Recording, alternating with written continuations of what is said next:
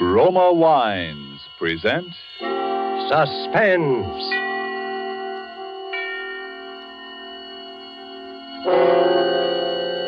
Roma Wines, made in California for enjoyment throughout the world. Salud. Your health, senor. Roma Wines toast the world. The wine for your table is Roma Wine, made in California for enjoyment throughout the world. This is the man in black, here for the Roma Wine Company of Fresno, California, to introduce this weekly half hour of Suspense. Tonight in Hollywood, Roma Wines bring you the distinguished actor who has just won the New York Film Critics Award for his performance in Watch on the Rhine, Mr. Paul Lucas. The suspense play which stars Mr. Lucas and which is produced and directed by William Spear is called A World of Darkness. And so with the performance of Paul Lucas as the musician named Anton Rizak, to whom the world was a world of darkness, we again hope to keep you in suspense.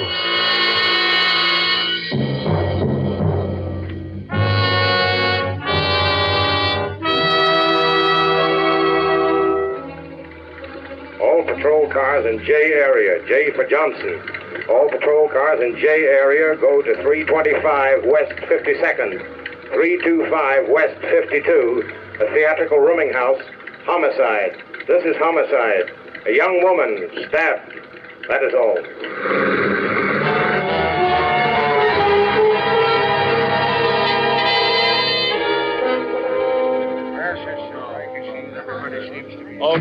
Okay. Is everybody here now? Yes, I think I've got all of them. There's Mrs. Collins, Mr. Farrell, Miss Walker, Mr. Gunther. Yes, they're all here, Lieutenant. You're the landlady, Mrs. Washburn, right? Well, if you want to be blunt about it.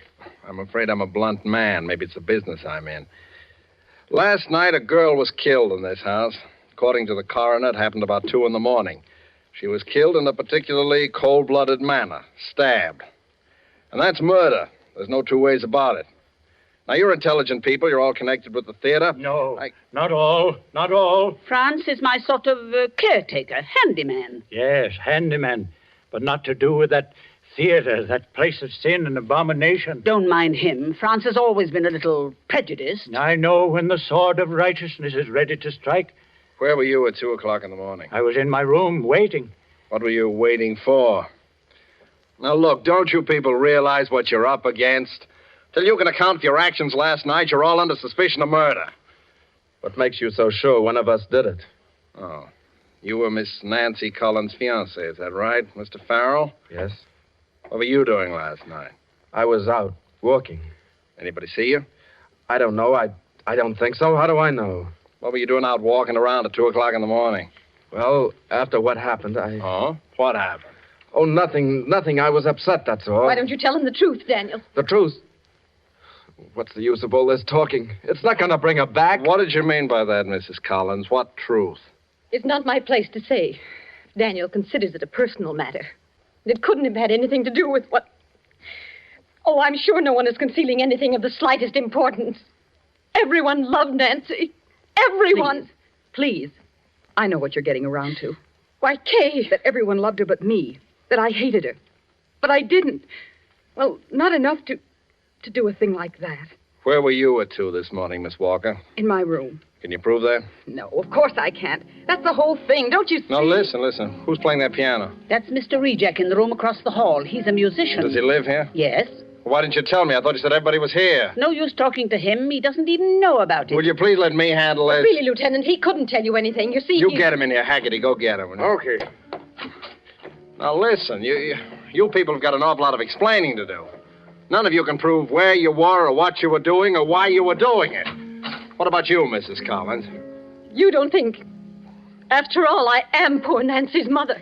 Mrs. Collins, I'm just trying to get at the facts. You have the room next to Nancy's. Didn't you even hear anything? No.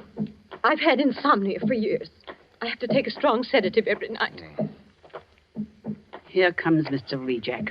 Oh, Mr. Rejek, I'm sorry to disturb you, sir. I didn't realize that...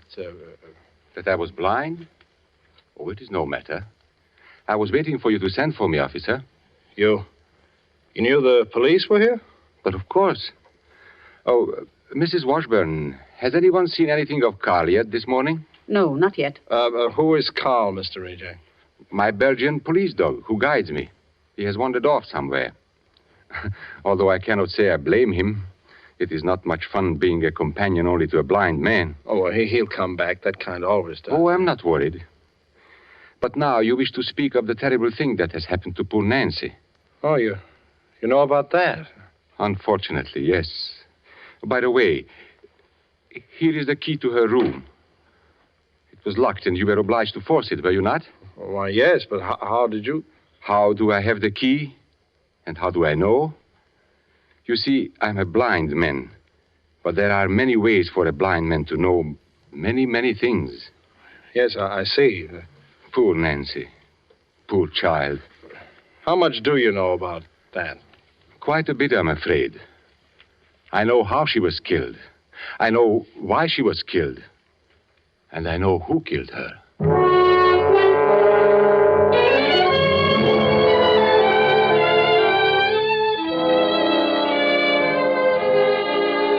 Tonight in our Suspense theater, murder was unseen in the dark, but the crime was witnessed by a single human being with the eyes of night. Roma Wines is bringing you Paul Lucas as star of Suspense in the Robert L. Richards story, A World of Darkness.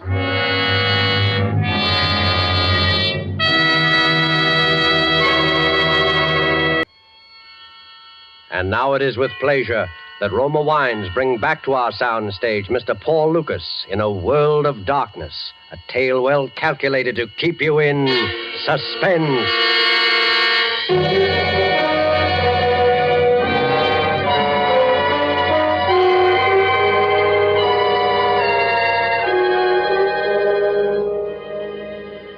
You think it is a great affliction to be blind. Yes, in a way it is. If he yields to it, it can make a man bitter and distort his mind. But if he struggles against it, there are merciful compensations. In time, he reaches out into the world again and finds he can perceive the meaning of the life around him without his eyes. A world of darkness becomes to him a place of utmost sensitivity to other things, to touch, to smell, but above all, to sound. The ticking of a watch, the rustle of clothing, the sound of breathing, or even the beat of a heart. I have only to focus my attention on a sound so distant or so slight as to be utterly imperceptible to anyone else. And to me, it is magnified and amplified 100 times. Last night, though sitting in my room and confined in my eternal darkness, I heard what I could not see. And I was witness to a murder.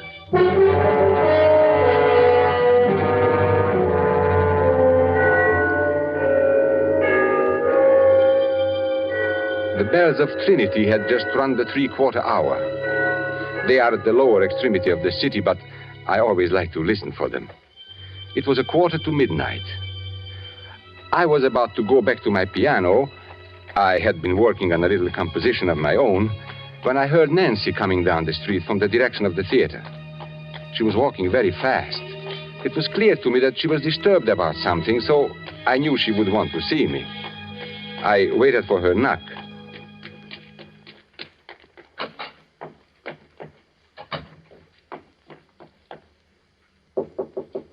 Anton? Yes, Nancy, come in. Oh, you are troubled. What is it? How did you know?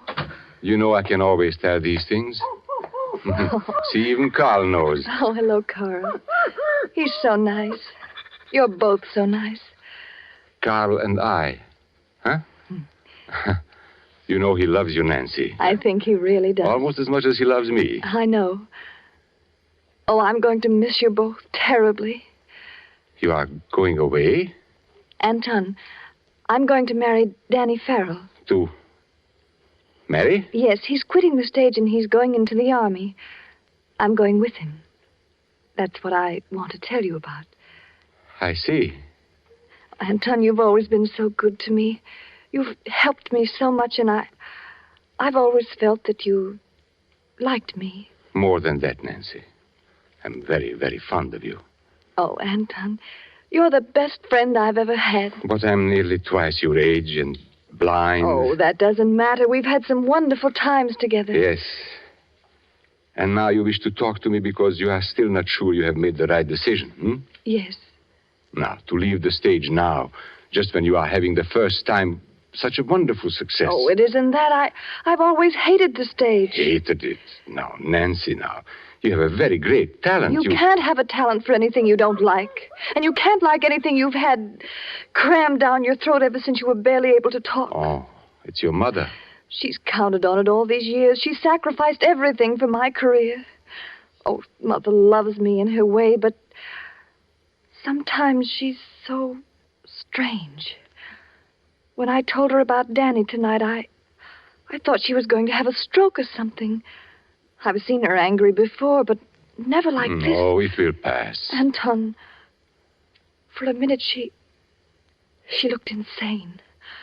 I was frightened, really frightened. Listen.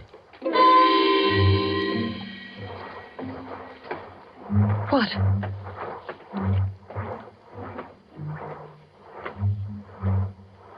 Anton, what is it? Your mother, leaving her room. She will be coming down here to look for you. How do you know? The rustle of her satin robe. I hear it often.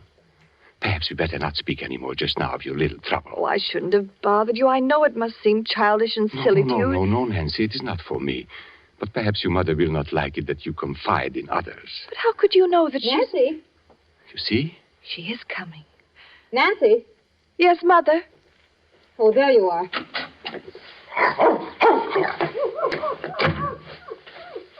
I thought you might be here. Good evening, Edna.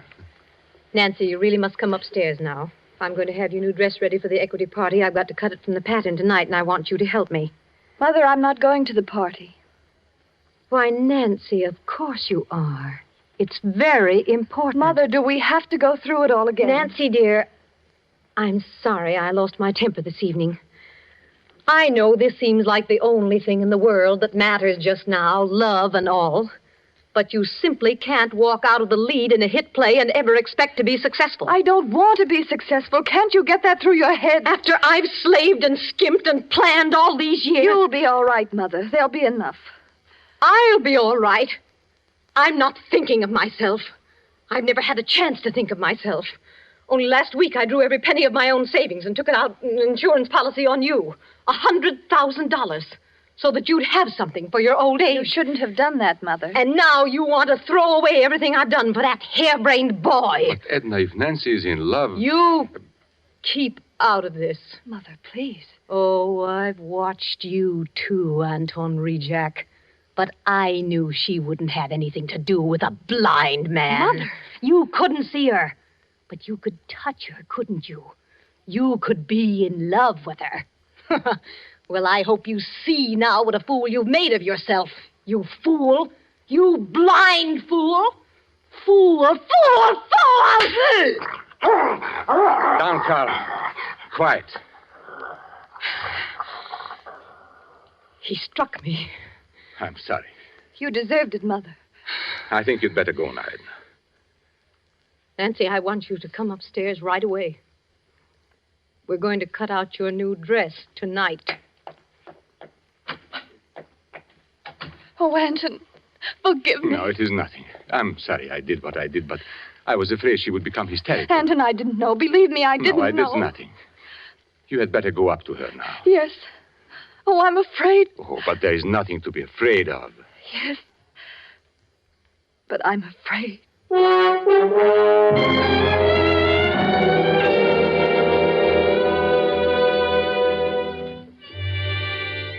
could not sleep, although it was late.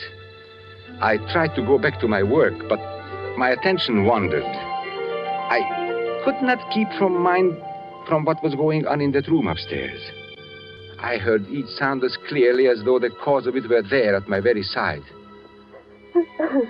Nancy was weeping, and against the sound of her tears, like an inexorable counterpoint, the scissors, deliberate mechanical snipping and crunching of heavy dressmaker's shears, cutting material on a table.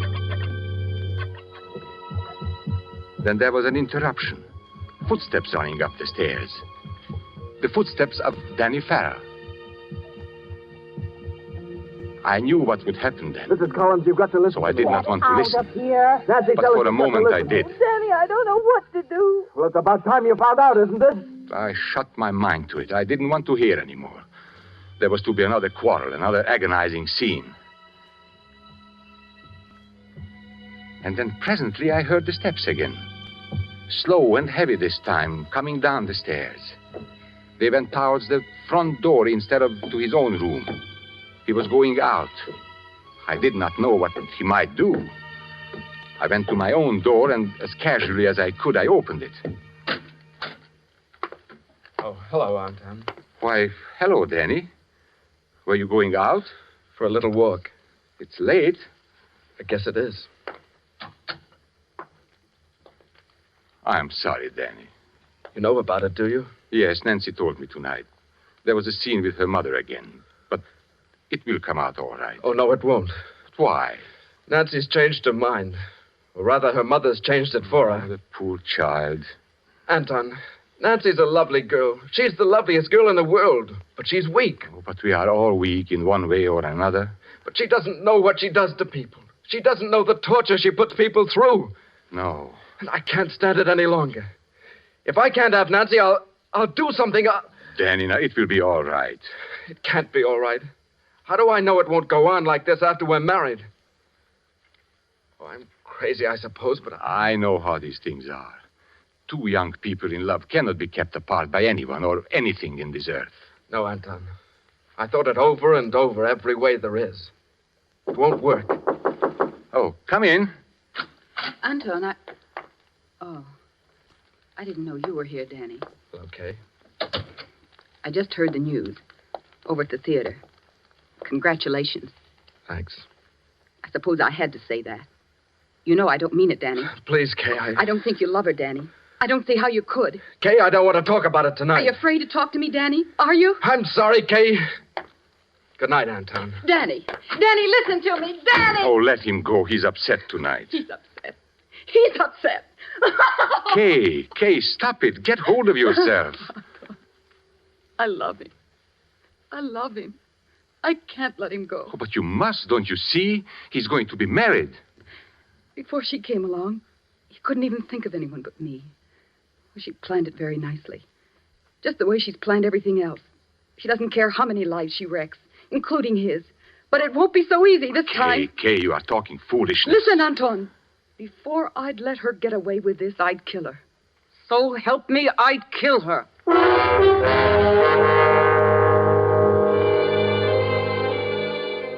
She left me at last. I paid no heed to where she went. I was disturbed and troubled. I sat in the darkness of my mind thinking. Then I heard steps again. Those odd, dragging steps coming towards my door. Franz? Yes, Mr. Reject. Did you want to see me, Franz? No, I was only listening. Listening? To what? Don't you hear it? The beating of the wings? They've been close about the house all evening. Oh, have they? The time is very near. Are you a good man, Mr. Reject? Now, I don't know, Franz. I try to be. The black angel with the bright sword of righteousness and vengeance. Do you think we can escape him? Well, I hope so. No. Don't you know what goes on in this house? Haven't you seen them? With the painted lips, the tinkling rings and bracelets, and the vanity and the scoffing? Yes, Franz. What have you in your bag there?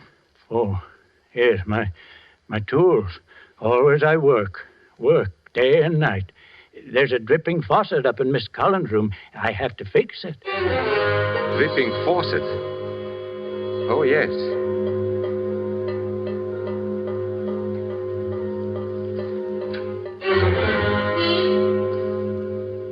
What's the matter, Mr. Reject? Did you think of something? Oh, yes. I was thinking that I must take Carl out for a walk.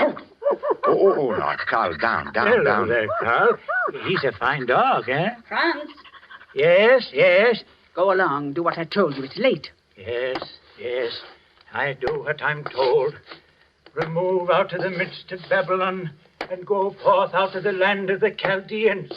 For this city will I humble to the dust, and this house will I make a place of weeping and desolation.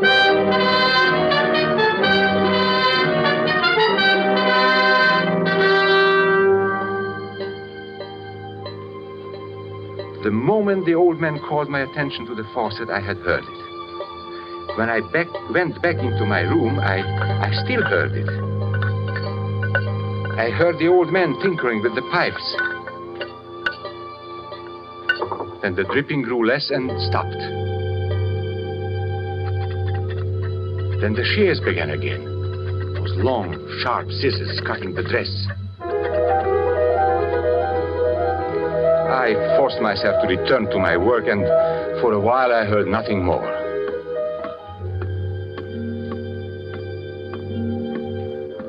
Then I heard it. The dripping had begun again.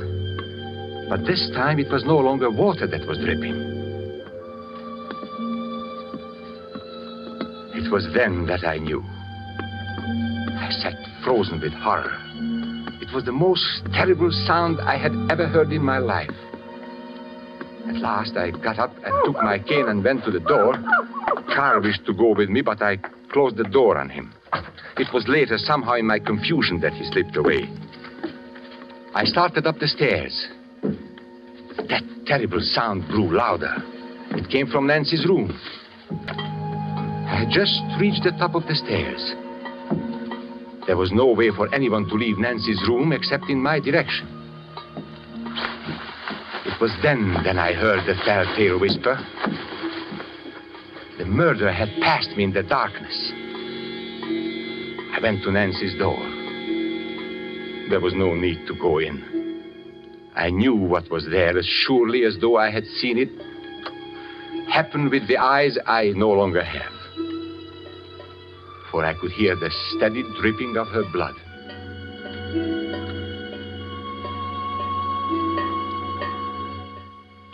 I closed the door and locked it.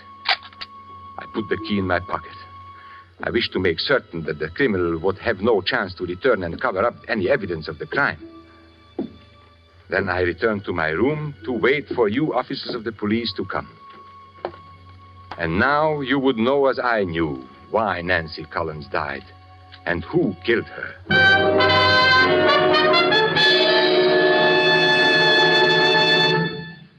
Well, do all you people here confirm what Mr. Rejak says about your movements last night?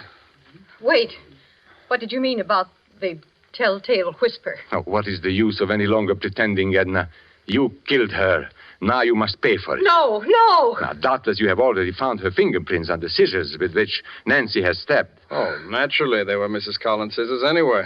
And I have a suspicion that you will find the insurance policy she took out on her daughter's life only last week that makes Edna Collins the beneficiary in the event of Nancy's death. No, I didn't do it. You better take her along, Haggerty. All right, come on, man. No, please, wait a minute. Maybe I've been selfish, but I loved her. He's lying because he hates me for what I said. No, please! Well, Mr. Rejak, I guess several people owe you their thanks for this. And you owe me nothing. If it could only bring her back to life. Come in. We found Mr. Rejak's dog, ma'am, down in the cellar. Been there all night. Here, Carl. Carl, my poor old Carl. Here, Carl. Carl, what's the matter now? Where are you? Grab him, somebody. Grab him. Here, pull it right back. Carl, Carl, what's the matter? Don't you know me? Mr. Rejak, you say you shut your dog in your room before you went upstairs last night. Yes. You're certain? But of course. And you say you did not go into Nancy Collins' room after you discovered the murder? No, I did not. Well, that's very strange, Mr. Rejak, because your dog did. His coat is matted with her blood.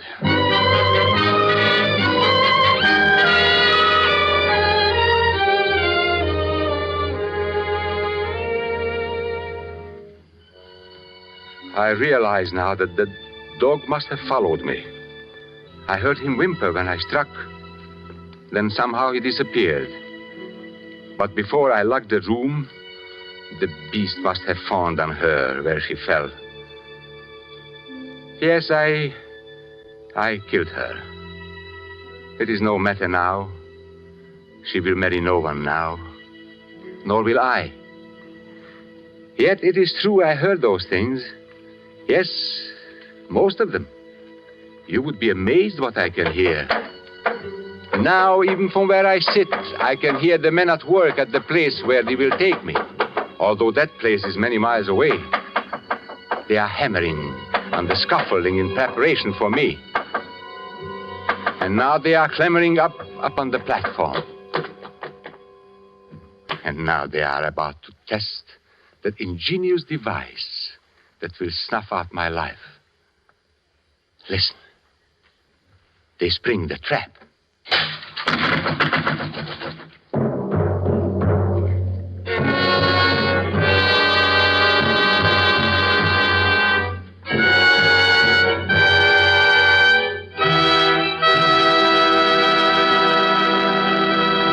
And so closes A World of Darkness, presented by Roma Wines and starring Paul Lucas. Tonight's tale of Suspense.